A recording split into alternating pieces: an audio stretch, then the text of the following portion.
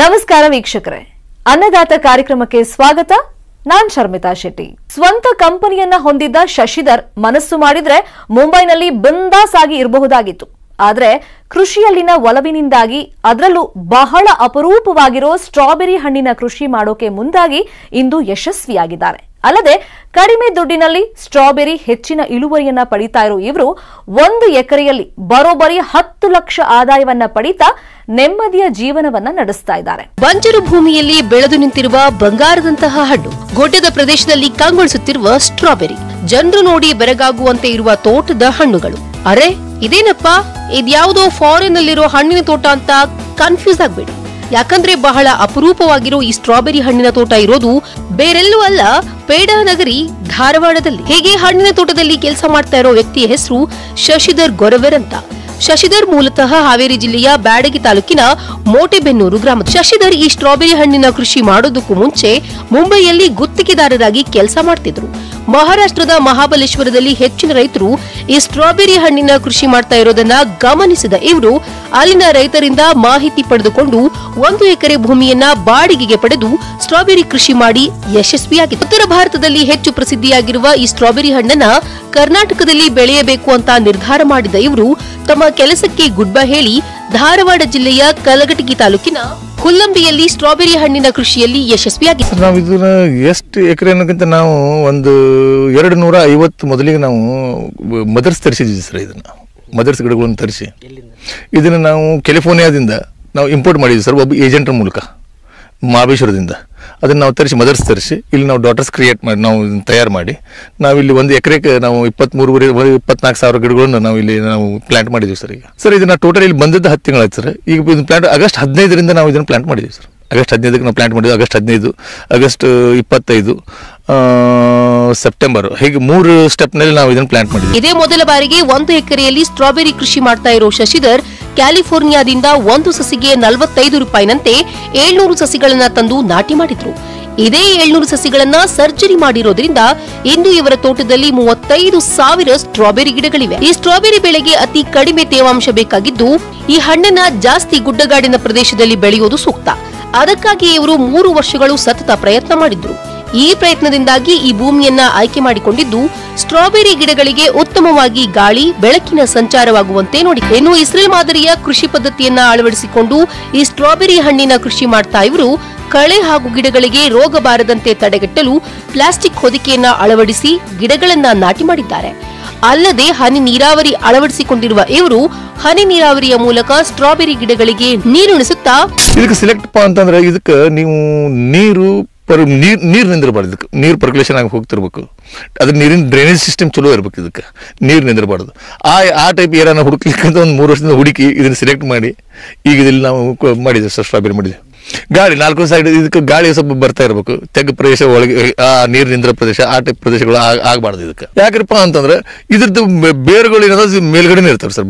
ಬಾಳ ಮಾಡಿ ಇದಕ್ಕೆ ನೀರಿನ ಅಂಶ ತೇವಾಂಶ ಅಷ್ಟೇ ಇರ್ಬೇಕು. ಇದಕ್ಕೆ ನೀವು ಹೆವಿ ನೀರು ಕೊಟ್ಟಿರಪ್ಪ ಅಂದ್ರೆ ಈ ಗಿಡ ಇದಾಗುತ್ತೆ ಸರ್. ಇದಕ್ಕೆ ಬೇರು ಕೊಳೆ ರೋಗ ಬರೋ ಚಾನ್ಸಸ್ ಬಹಳ ಇರುತ್ತೆ. ಶಶಿಧರ್ ತಮ್ಮ ಜಮೀನಿನಲ್ಲಿ ಬೆಳೆದಿರುವ ಸ್ಟ್ರಾಬೆರಿಯನ್ನ ಚಿಕ್ಕ ಬಾಕ್ಸ್ ನಲ್ಲಿ ಹಾಕಿ ಬೆಂಗಳೂರು, ಗೋವಾ ಸೇರಿದಂತೆ ರಾಜ್ಯದ ಪ್ರಮುಖ ನಗರಗಳ ಮಾರುಕಟ್ಟೆಗೆ 250 ರೂಪಾಯಿ ಮಾರಾಟ ಮಾಡ್ತಿದ್ದಾರೆ. ಈಗಾಗಲೇ ಫಸಲು ಸಹ ಬರಲು ಆರಂಭವಾಗಿದ್ದು ಉತ್ತಮ ಇಳುವರಿಯನ್ನು ಕೂಡ ಪಡೆದಿದೆ. ಸಾವಯವ ಮಾದರಿಯಲ್ಲಿ ಸ್ಟ್ರಾಬೆರಿ ಹಣ್ಣಿನ ಕೃಷಿ ಮಾಡ್ತಾ ಇರುವ ಶಶಿಧರ್ ಹೆಚ್ಚಿನ ಇಳುವರಿಯ ನಿರೀಕ್ಷೆಯಲ್ಲಿದ್ದಾರೆ. ಅಲ್ಲದೆ ಮುಂದಿನ ದಿನಗಳಲ್ಲಿ ವಿದೇಶಕ್ಕೂ ಸರಬರಾಜು ಮಾಡುವ ಪ್ಲಾನ್ ಸಹ ಮಾಡಿಕೊಂಡಿದ್ದಾರೆ. 1 ಎಕರೆಯಲ್ಲಿ ಸ್ಟ್ರಾಬೆರಿ ಬೆಳೆಯಲು 5 ಲಕ್ಷ ರೂಪಾಯಿ ಖರ್ಚು ಮಾಡಿರೋ ಇವರು ಇದಕ್ಕೆ ನಮ್ಮ 700 ಅಗಿಗೆ 45 to 50 ರೂಪಾಯಿ ಒಂದು ಅಗಿಗಳು ಬಿದ್ದಿದ್ದೇವ್ರಿ. ಅಲ್ಲಿಂದ ನಾವು ಇದಕ್ಕೆ ನಮ್ಮ ರನ್ನರ್ಸ್ ನಾವು ಕಲೆಕ್ಷನ್ ಮಾಡೋ ಮಟ್ಟ ಅಂತಂದ್ರೆ ನಮಗೊಂದು 1.5 ಲಕ್ಷ ರೂಪಾಯಿ ಖರ್ಚು ಬಂದಿದೆ ಸರ್. ಇದಕ್ಕೆ 1.5 ರಿಂದ 2 ಲಕ್ಷ ರೂಪಾಯಿ ನಮ್ಗೆ ಖರ್ಚು ಬಂದಿದೆ ಸರ್. ಈಗ ನಾವು 1 ಎಕರೆ ಅಂದಾಜು 1 ಎಕರೆ ಮಟ್ಟ ನಾವು ಮಾಡಿದ್ದೀವಿ ಸರ್. ಇದು 24,000 to 25,000 ಈಗ ಸದ್ಯ ಅದಾವೆ ಸರ್ ನಮ್ಮ ಕಡೆ ಸರ್. ಈಗ 3.5 ರಿಂದ 4 ಲಕ್ಷ ರೂಪಾಯಿ ನಮ್ಗೆ ಟೋಟಲ್ ಇಲ್ಲಿ ಮಟ್ಟ ಖರ್ಚಾಗಿದೆ ಸರ್. ಈಗ ಹಣ್ಣು ಈಗ ನೋಡಿ ಸರ್, ಈಗ ನಾವು ಹುಬ್ಬಳ್ಳಿ ಧಾರವಾಡದಲ್ಲಿ ಸಫಿಷಿಯಂಟ್ ಆಗಿ ಇಲ್ಲೇ ಮಾರ್ಕೆಟ್ ನಂಗೆ ಸಿಕ್ಕ ಸರ್. ಈಗ ಒಂದು 15 ದಿವಸ ಆಯ್ತು ಸರ್.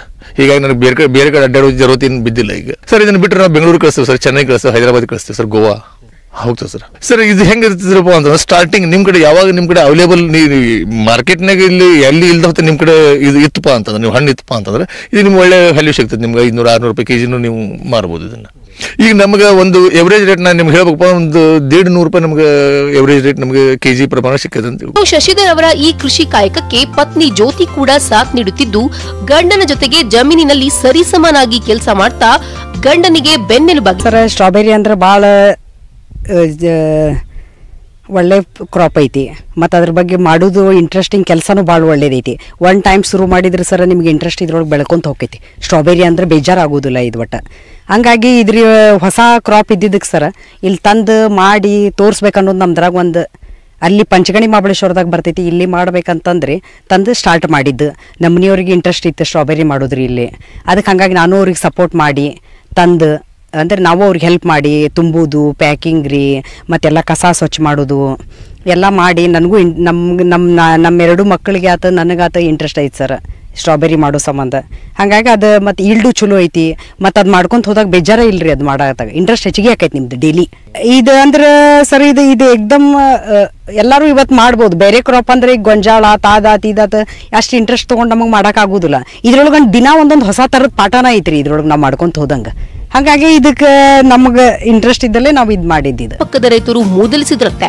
ಇದರಿಂದ ಕಿಂಚಿತ್ತು ಧೃತಿಗೆಡದೆ ಸ್ಟ್ರಾಬೆರಿ ಕೃಷಿಯಲ್ಲಿ ಯಶಸ್ವಿಯಾಗಿ 10 ಲಕ್ಷ ಆದಾಯವನ್ನ ಪಡೆದಿದ್ದಾರೆ. ಇಡೀ ರಾಜ್ಯದ ರೈತರು ತನ್ನತ್ತ ತಿರುಗಿ ನೋಡುವಂತೆ ಮಾಡಿದ್ದಾರೆ ಧಾರವಾಡದ ಮಾದರಿ ರೈತ. ಹೆಸರು ಕೇಳಿದ್ರೆ ಸಾಕು ಮಕ್ಕಳ ಬಾಯಲ್ಲಿ ನೀರು ಬರುತ್ತೆ. ಈ ಹಣ್ಣು ಕಂಡ್ರೆ ಸಾಕು ಇಡೀ ಮಕ್ಕಳನ್ನ ಹಿಡ್ಕೊಂಡು ಮಹಿಳೆಯರು ಕೂಡ ಹಣ್ಣನ್ನ ತೆಗೆದುಕೊಳ್ತಾರೆ. ಆದ್ರೆ ಈ ಸ್ಟ್ರಾಬೆರಿ ಬೆಳೆ ಮೂಲತಃ ಕ್ಯಾಲಿಫೋರ್ನಿಯಾದಿಂದ ತಂದಂತ ಒಬ್ಬ ರೈತರು ಈ ಬೆಳೆನ ಬೆಳೀತಾ ಇದ್ದಾರೆ. ಈ ಸಾಂಪ್ರದಾಯಿಕ ಬೆಳೆನ ಬಿಟ್ಟು ಈ ಸ್ಟ್ರಾಬೆರಿ ಬೆಳೆನ ಬೆಳೆದು ಸಕ್ಸಸ್ ಕಂಡಿದ್ದಾರೆ. ಅವರೇ ಶಶಿಧರ್ ಗೊರ್ವರ್. ಇವರು ಕೂಡ ಮೂಲತಃ ಕಲ್ಗಟ್ಟಿಗೆಯಲ್ಲಿ ಈ ಬೆಳೆನ ಬೆಳೆಯೋರ ಮೂಲಕ ಯಶಸ್ಸನ್ನ ಕಂಡಿದ್ದಾರೆ. ಧಾರವಾಡದಿಂದ ಮಂಜುನಾಥ್ ಹೇಳಿ ನ್ಯೂಸ್ 18. ನಂತರ ಅನ್ನದಾತ ಕಾರ್ಯಕ್ರಮಕ್ಕೆ ಮತ್ತೊಮ್ಮೆ ಸ್ವಾಗತ. ಬಸವನಾಡು ವಿಜಯಪುರ ಹೇಳಿ ಕೇಳಿ ಬರದ ಬೀಡು. ಇತ್ತೀಚಿನ ವರ್ಷಗಳಲ್ಲಿ ಇಲ್ಲಿ ಸಾಕಷ್ಟು ನೀರಾವರಿ ಕೆಲಸಗಳು ನಡೆದಿದ್ರೂ ಇನ್ನೂ ಸಂಪೂರ್ಣ ನೀರಾವರಿ ಆಗದ ಹಿನ್ನೆಲೆಯಲ್ಲಿ ಬರದ ನಾಡು, ಬಿಸಿಲ ಬೀಡು ಎಂಬ ಹಣಪಟ್ಟಿ ಇನ್ನೂ ತಪ್ಪಿಲ್ಲ. ಈ ಭಾಗದಲ್ಲಿ ಬಹುತೇಕ ರೈತರು ನಂಬಿರೋದು ಒಣ ಬೇಸಾಯವನ್ನೇ. ರೈತರಿಗೆ ನೂತನ ಕೃಷಿ ಪದ್ಧತಿಗಳು ಹಾಗೂ ಕೃಷಿ ಸಂಬಂಧಿತ ಸಲಕರಣೆಗಳ ಆವಿಷ್ಕಾರದ ಮಾಹಿತಿ ನೀಡೋದಕ್ಕೆ ಕೃಷಿ ಮೇಳವನ್ನ ವಿಜಯಪುರ ಕೃಷಿ ವಿವಿಯಿಂದ ಆಯೋಜನೆ ಮಾಡಲಾಗಿತ್ತು.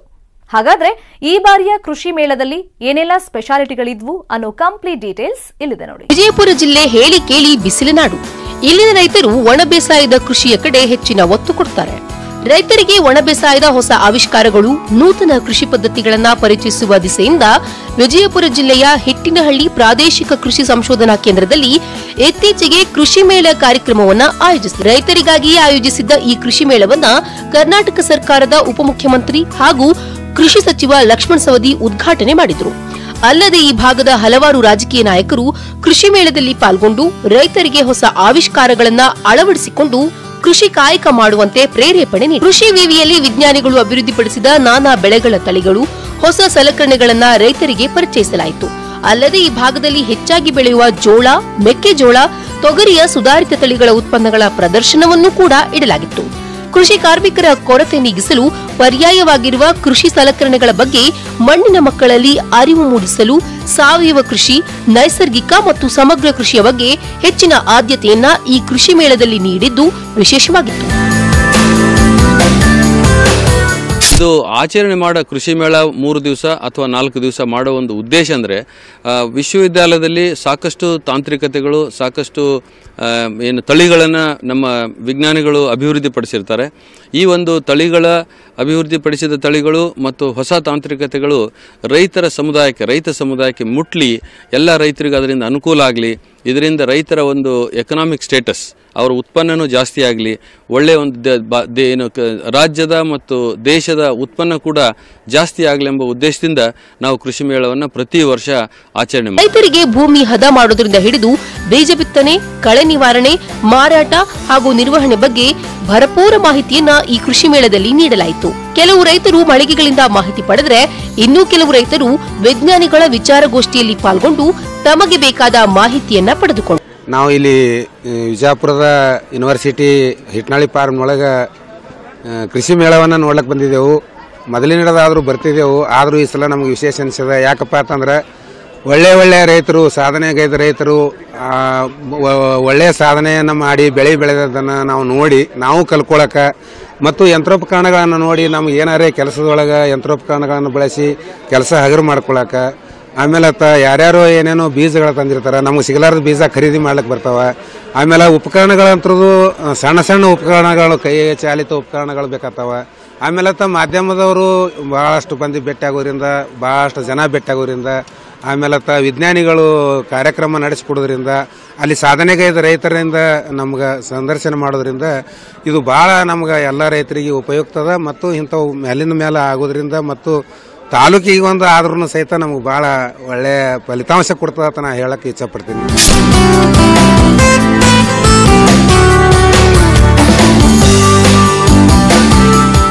ಇನ್ನು ಈ ಬಾರಿಯ ಕೃಷಿ ಮೇಳದಲ್ಲಿ ಜಾನುವಾರುಗಳ ಪ್ರದರ್ಶನವನ್ನೂ ಕೂಡ ಆಯೋಜನೆ ಮಾಡಲಾಗಿತ್ತು. ಈ ಜಾನುವಾರು ಮೇಳದಲ್ಲಿ ತರೇಹೇವಾರಿ ರಾಸುಗಳು, ಎಮ್ಮೆಗಳು ರೈತರ ಗಮನ ಸೆಳೆದವು. ಗಿರ್ ತಳಿಯ ಆಕಳು ಮತ್ತು ಅದರ ವೈಶಿಷ್ಟ್ಯಗಳು, ಮುರ್ರಾ ಎಮ್ಮೆ ಮತ್ತು ಅದರಿಂದ ಹೈನುಗಾರಿಕೆಯಲ್ಲಿ ರೈತರಿಗಾಗುವ ಲಾಭಗಳು, ದೇವಣಿ ತಳಿಯ ಆಕಳು, ಕಾಂಕ್ರೇಜ್, ಕಿಲಾರಿ ತಳಿಯ ಆಕಳುಗಳ ಸಾಕಾಣಿಕೆಯಿಂದ ರೈತರಿಗಾಗುವ ಅನುಕೂಲಗಳ ಬಗ್ಗೆ ಸಂಪೂರ್ಣ ಮಾಹಿತಿಯು ಪ್ರದರ್ಶನದ ಜೊತೆಗೆ ಶ್ವಾನ ಪ್ರದರ್ಶನವೂ ಕೂಡ ರೈತರ ಮೆಚ್ಚುಗೆಗೆ ಪಾತ್ರವಾಯಿತು.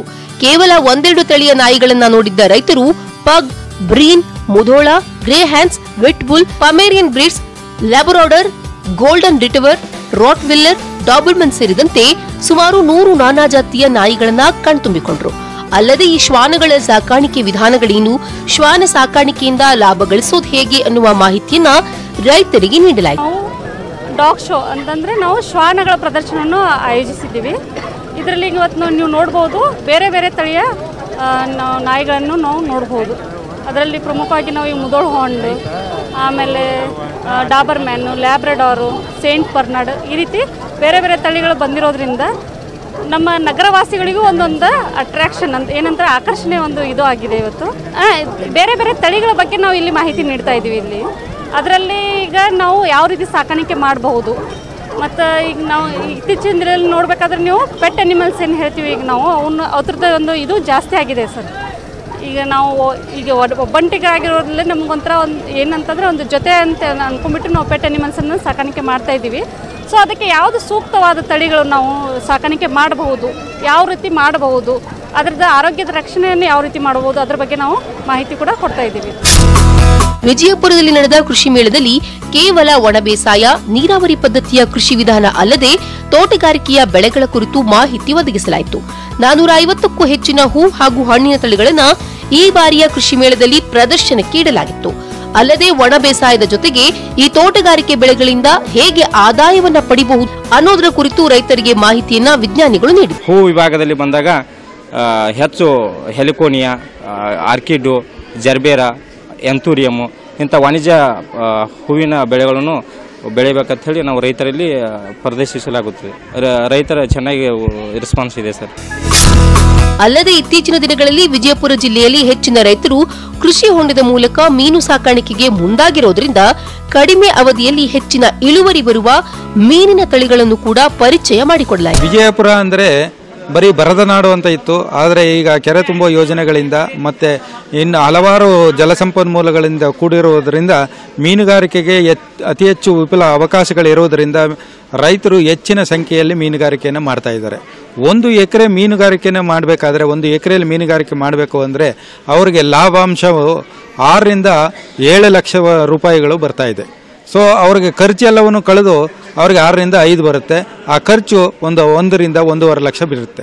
ಸೊ ಈ ಅತ್ಯಂತ ಕಡಿಮೆ ಅವಧಿಯಲ್ಲಿ ಬೆಳೆಯುವಂತಹ ಮೀನುಗಳನ್ನು ಸಹ ನಾವು ಮೀನುಗಾರಿಕೆ ಸಂಶೋಧನಾ ಕೇಂದ್ರದಲ್ಲಿ ಅಭಿವೃದ್ಧಿಪಡಿಸಿ ನಾವು ನೀಡ್ತಾ ಇದ್ದೇವೆ. ಒಟ್ಟಾರೆ ಬಸವನಾಡು ವಿಜಯಪುರದಲ್ಲಿ ನಡೆದ 3 ದಿನಗಳ ಕೃಷಿ ಮೇಳದಲ್ಲಿ ಸಾವಿರಾರು ರೈತರು ಪಾಲ್ಗೊಂಡು ನೂತನ ಕೃಷಿ ಪದ್ಧತಿಗಳ ಬಗ್ಗೆ ವಿಜ್ಞಾನಿಗಳಿಂದ ಮಾಹಿತಿ ಪಡೆದುಕೊಂಡರು. ಅಷ್ಟೇ ಅಲ್ಲದೆ ನೂತನ ಕೃಷಿ ಪದ್ಧತಿಗಳನ್ನು ಅಳವಡಿಸಿಕೊಂಡು ಯಶಸ್ವಿಯಾಗಿರುವ ರೈತರು ಕೂಡ ಪಾಲ್ಗೊಂಡು ಯುವ ಕೃಷಿಕರಿಗೆ ಮಾರ್ಗದರ್ಶನವನ್ನು ನೀಡಿದರು. ನೋಡಿದ್ರಲ್ಲ ವೀಕ್ಷಕರೇ, ಶಶಿಧರ್ ಬರಡು ಭೂಮಿಯಲ್ಲೂ ಕೂಡ ಬಹಳ ಅಪರೂಪವಾಗಿರುವಂತ ಸ್ಟ್ರಾಬೆರಿ ಹಣ್ಣಿನ ಕೃಷಿ ಮಾಡ್ತಾ ಹೇಗೆ ಲಕ್ಷ ಆದಾಯವನ್ನ ಪಡಿತಾ ಇದ್ದಾರೆ ಅಂತ. ಕೇವಲ ಉತ್ತರ ಭಾರತಕ್ಕೆ ಮಾತ್ರ ಸೀಮಿತವಾಗಿದ್ದ ಈ ಸ್ಟ್ರಾಬೆರಿಯನ್ನ ಕರ್ನಾಟಕದಲ್ಲೂ ಬೆಳೆಯಬಹುದು ಅನ್ನೋದನ್ನ ತೋರಿಸಿಕೊಟ್ಟಿದ್ದಾರೆ. ಅಷ್ಟೇ ಅಲ್ಲ, ಯಶಸ್ವಿಯೂ ಕೂಡ ಆಗಿದ್ದಾರೆ. ಅಲ್ಲದೆ ವಿಜಯಪುರದಲ್ಲಿ ನಡೆದಂತ ಕೃಷಿ ಮೇಳದಲ್ಲಿ ಸಾಕಷ್ಟು ರೈತರು ಭಾಗವಹಿಸಿ ನೂತನ ಕೃಷಿ ಆವಿಷ್ಕಾರಗಳ ಬಗ್ಗೆ ಮಾಹಿತಿಯನ್ನ ಪಡ್ಕೊಂಡ್ರು ಅಂತ ಹೇಳ್ತಾ ಇವತ್ತಿನ ಅನ್ನದಾತ ಕಾರ್ಯಕ್ರಮವನ್ನ ಮುಗಿಸ್ತಾ ಇದ್ದೀವಿ. ನಾಳಿನ ಅನ್ನದಾತ ಕಾರ್ಯಕ್ರಮದಲ್ಲಿ ಮತ್ತೆ ಭೇಟಿಯಾಗ್ತೀನಿ. ಅಲ್ಲಿವರೆಗೂ ನೋಡ್ತಾ ಇರಿ ನ್ಯೂಸ್ 18 ಕನ್ನಡ. ಜಾಲ ನಮ್ಮದು, ಬಲ ನಿಮ್ಮದು.